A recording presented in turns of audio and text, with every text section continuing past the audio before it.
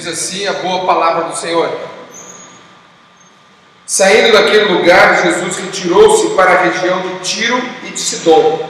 Uma mulher cananeia, natural dali, veio a ele gritando: Senhor, filho de Davi, tem misericórdia de mim. Minha filha está endemoniada e está sofrendo muito.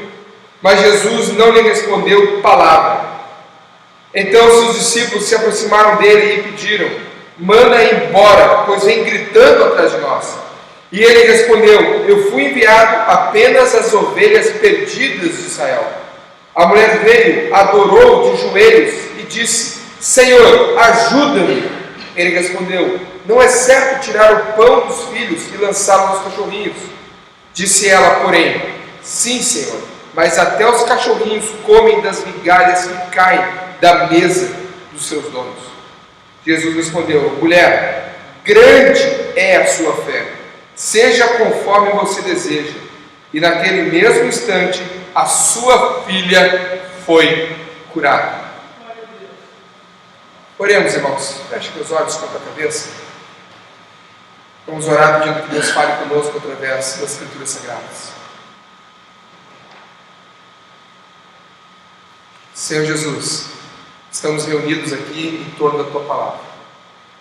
Ainda que seja um breve espaço de tempo, rogamos, meu Pai, que o Senhor fale tremendamente ao nosso coração através da Tua Palavra, Senhor. Que nesse instante sejamos imersos na Tua Palavra, que sejamos encharcados da Tua Palavra nesse momento. Fala conosco por intermédio da Tua Palavra, Senhor. Assim nós oramos em nome de Jesus. Amém e amém. Alguns anos atrás, um homem entrou no templo da igreja e falou que precisava falar com o pastor. Então, eu falei com ele que no final do culto estaria à disposição para conversar com ele. E ele aguardou o culto inteiro. E no final do culto, então, ele falou: preciso muito falar com o pastor. Eu disse: pois não, mas eu preciso conversar particular. Então, me desloquei até uma sala com ele. E quando ele entrou naquela sala, eu fechei a porta. E naquele exato momento em que fechei a porta, esse homem se lançou de joelhos aos meus pés e começou a chorar, copiosamente. E eu fazia força para que ele se levantasse, e ele continuava ali prostrado, e chorando. Então, após alguns minutos, ele parou de chorar e disse: eu entrei hoje aqui, ou Deus faz alguma coisa em minha vida, ou irei dar cabo dela. E eu olhei para ele e disse: o que está acontecendo? E ele disse: os médicos desenganaram minha esposa. Eu tenho 5 filhos com ela. Ela é uma ótima mãe, uma ótima esposa. Há mais de meses lutamos contra o câncer, mas agora os médicos disseram que não tem volta.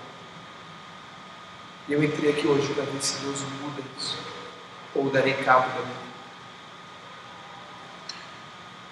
E eu comecei a conversar com ele, dizendo que Deus poderia mudar essa história, mas também pode ser que não fosse a vontade de Deus essa, mas que ele tinha a responsabilidade de continuar cuidando dos 5 filhos, que ele não poderia dar cabo da vida dele, porque esses 5 filhos necessitavam de um pai. E o que me chamou a atenção é que a necessidade, ela, queira ou não, ela atrai o homem a Deus. Ela atrai o homem a Deus, aproxima o homem de Deus. A nossa necessidade e a nossa fragilidade nos aproxima de Deus. A nossa necessidade e a nossa fragilidade nos quebranta e nos aproxima de Deus. Um grande escritor inglês chamado C.S. Lewis escreveu o seguinte: a dor é o megafone de Deus para o mundo perdido. A dor é o megafone de Deus para o mundo perdido. Como olhamos para esse texto, a tua necessidade te coloca de joelhos diante de Deus. O versículo 25 diz que essa mulher então adorou Jesus de joelhos, lançou-se de joelhos. Essa mulher, por ser pagã, essa mulher por pertencer à terra dos cananeus, por cultuar diversos tipos de deuses, e por ter uma cultura totalmente diferente. Possivelmente, se essa dor não habitasse no seu coração, se essa necessidade não houvesse na vida dela, quem sabe ela nunca haveria se aproximado de Deus. Mas a dor dela foi um megafone para ela clamar por Deus. A dor dela aproximou-la de Deus. Jesus conhece por completo nossos sentimentos, emoções e intenções. Através dos nossos sentimentos é que o Senhor faz o pastoreio do nosso coração, da nossa vida. Jesus ministra de acordo com as nossas necessidades e não de acordo com os nossos desejos. Ele ministra de acordo com a nossa necessidade e não de acordo com o nosso desejo, mas com aquilo que realmente precisamos. Eu quero compartilhar alguns sentimentos evidentes na vida dessa mulher e como Jesus ministrou sobre a vida dela. O primeiro sentimento foi o sentimento de não ser ouvida. O versículo 23 diz assim: mas Jesus não lhe respondeu palavra. Então seus discípulos se aproximaram dele e pediram: manda embora, pois vem gritando atrás de nós. Mas Jesus não lhe respondeu palavra. O silêncio absoluto de Jesus. E parece que há épocas em nossa vida, há situações, quando parece que até Deus não nos ouve. E nós clamamos, nós oramos, nós buscamos, e parece que o céu está em silêncio. Que não há nenhum movimento no céu. E que nada acontece diante da crise que nós estamos enfrentando. Que nada acontece diante da situação que estamos passando. Sua noite pode parecer longa, parece que a luta nunca vai terminar. Você, quem sabe, está sentindo como alguém que grita, que pede, que clama, mas ninguém responde. Assim é o sentimento dessa mulher, de não ser ouvida. Houve um silêncio de Jesus diante do clamor dela. E não importa o tempo que dura o silêncio, porque a Bíblia diz no Salmo, Isaías capítulo 40, versículo 31, que os que renovam as suas forças no Senhor voam alto como as águias, correm e não ficam exaustos, andam e não se cansam. Aqueles que esperam no Senhor renovam as suas forças. E mesmo no silêncio, ela continuou esperando no Senhor. Continuou esperando no Senhor. Segundo sentimento é o sentimento de rejeição. O versículo 24 diz assim: e ele respondeu: eu fui enviado apenas às ovelhas perdidas de Israel. Eu fui enviado somente ao meu povo. À primeira vista parece que essa mulher se sentiu discriminada. Quando se sente rejeitados pela família, pela sociedade, pelos amigos e por si mesmo. Como é terrível o sentimento de rejeição. Se sentir abandonado, afastado dos outros. Quando se sentem marginalizados, alguns se sentem rejeitados até por Deus. E Jesus deixa muito claro: meu ministério é focado com o meu povo. Eu vim para cumprir uma promessa de Deus ao meu povo.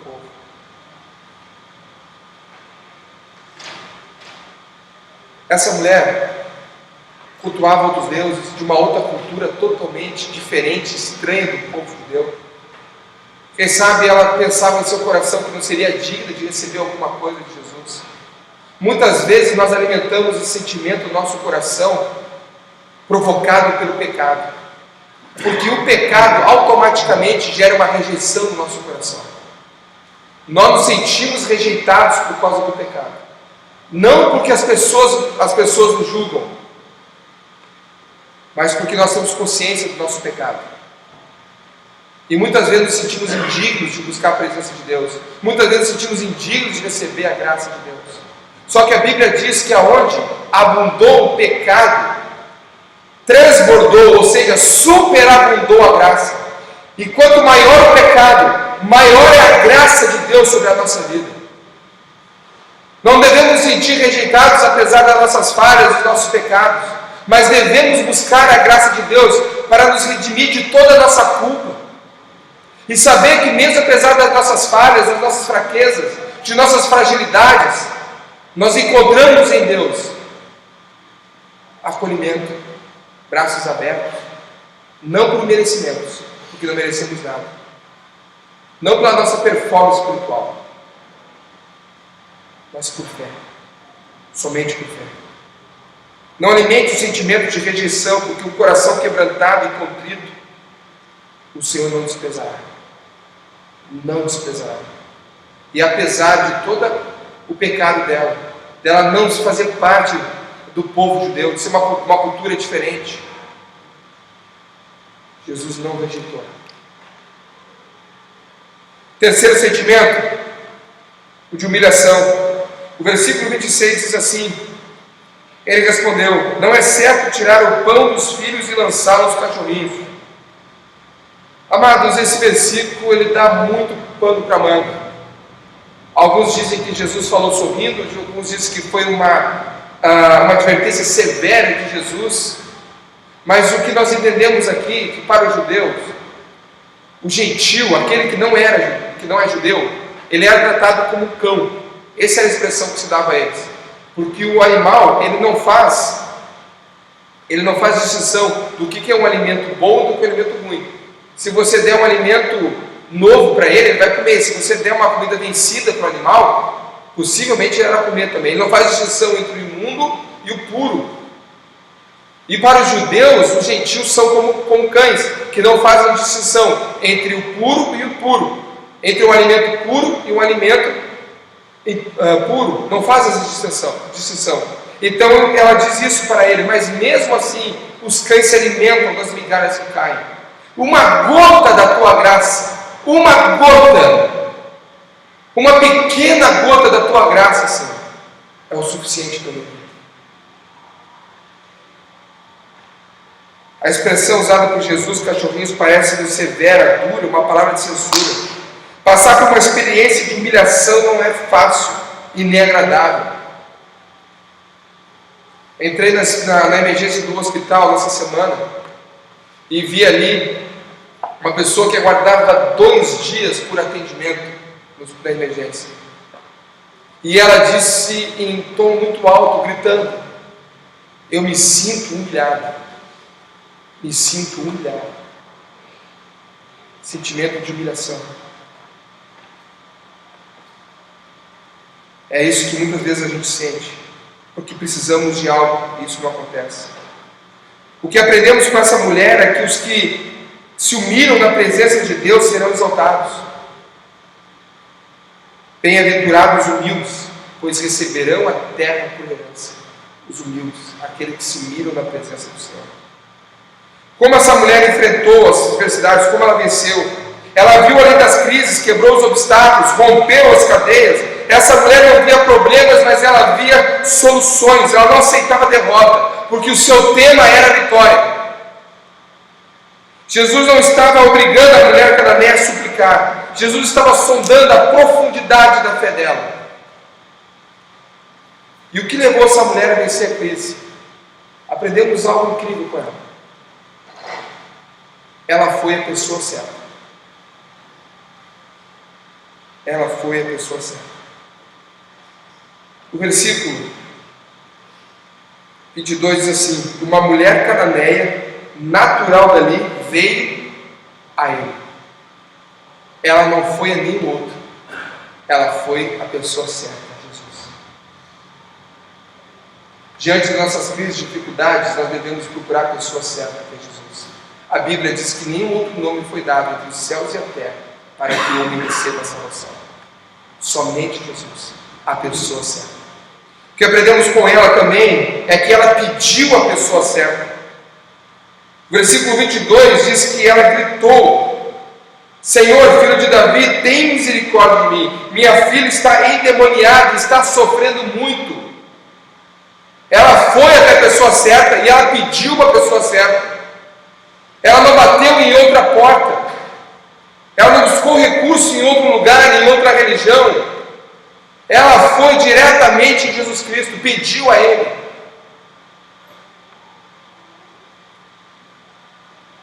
Ela adorou a pessoa certa. O versículo 25 diz que a mulher veio, adorou de joelhos e disse: Senhor, ajuda-me. Adorou a pessoa certa. Muitas pessoas entregam o seu coração a ilusões, a mentiras, a enganos. E essa mulher aqui então se prostra de joelhos diante de Jesus e adora Jesus. A pessoa certa. Adorou a pessoa certa. Ela creu na pessoa certa, porque o versículo 28 diz assim: Jesus respondeu: mulher, grande é a sua fé. Grande é a sua fé. Ela creu na pessoa certa, em Jesus Cristo. Crer em Jesus, depositar fé exclusivamente em Jesus Cristo. E ela recebeu a bênção da pessoa certa. O versículo 28 diz assim: e naquele mesmo instante a sua filha foi curada, porque ele disse: seja conforme você deseja. Ela recebeu a bênção da pessoa certa. Irmãos, você pode receber algo longe de Jesus, mas bênção com B maiúsculo, só de Jesus você pode receber. Somente de Jesus você pode receber. A nossa necessidade nos aproxima de Jesus. Jesus ministrou de acordo com os sentimentos evidentes no coração dessa mulher. O sentimento de não ser ouvida, o sentimento de rejeição, o sentimento de humilhação. Jesus não estava obrigando a mulher cananeia a suplicar. Jesus estava sondando a profundidade da fé dessa mulher. Jesus não está surdo diante do teu clamor, ainda que haja um silêncio. Ainda que haja um silêncio, Ele não está surdo diante do teu clamor. Jesus não rejeitou o teu apelo, a tua oração, o teu grito, o teu pedido. Jesus não está te humilhando. Jesus sonda a profundidade da nossa fé. Seja qual for o sentimento do teu coração, eu quero dizer para você hoje: não desista. Não desista. Por maiores que sejam os obstáculos que se apresentam na tua vida, não desista. Não desista. Porque a tua necessidade é a porta para que Deus haja na tua vida. A tua necessidade é a porta para que Deus abra na tua vida. Irmãos, a filha dessa mulher estava endemoniada, diz o texto. E essa crise, essa dor se instalou na vida dela, um problema espiritual muito grave. Foi a porta para a ação de Deus. Você pode olhar e dizer: olha, os obstáculos são grandes, são imensos, mas é nesse momento que Deus vem agir. Aonde eu não posso mais, é que a mão de Deus vem. A tua necessidade deve te aproximar de Deus. E Deus não irá realizar o teu desejo, Ele irá suprir a tua necessidade. A tua necessidade. Vamos ficar em pé.